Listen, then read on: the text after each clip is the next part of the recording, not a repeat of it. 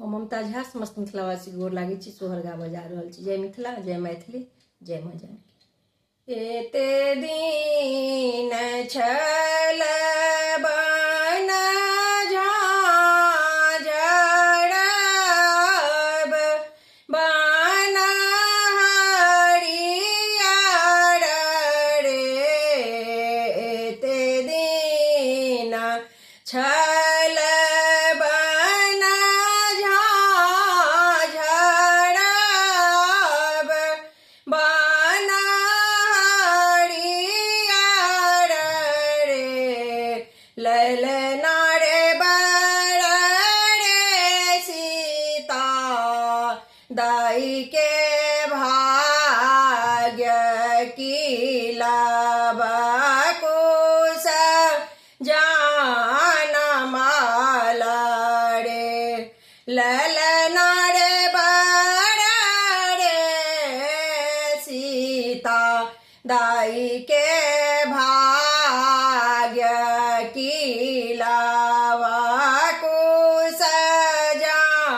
जानमाला रे।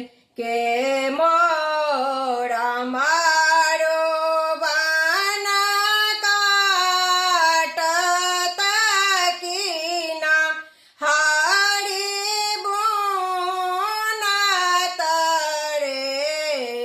के मोर मारू बन काटत कीना, हरि बुनत रे।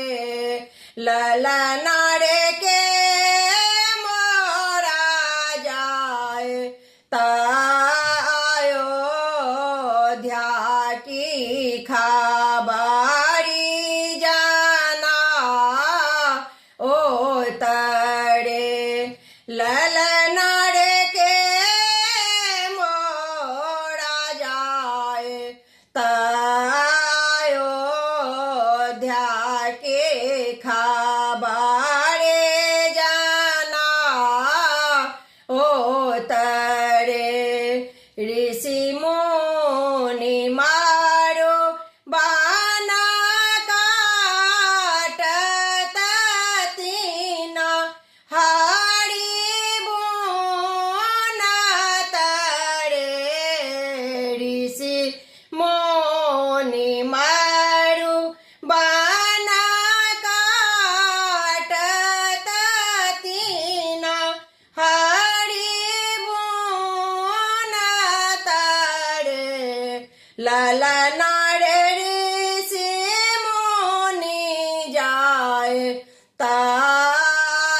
अयोध्या की खबरे जाना ओ तरे। ललना रे ऋषि मुनि जाय अयोध्या की खबरे जाना ओ तरे। मोन होइय पिया पहिरताहूँ, आरो खोइछा भरिताहूँ रे। मोन होइय पिया पहिरताहूँ, आरो खोइछा भरिताहूँ रे। ललना रे बैसताहूँ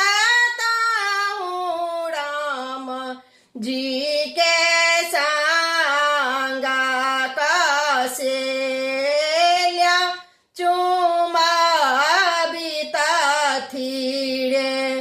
ललना रे मन होइय राम जी संग बसिताहूँ कौशल्या चुमा बितथि रे। एते दिन छल बन झाँझरब, बन हरियर लाला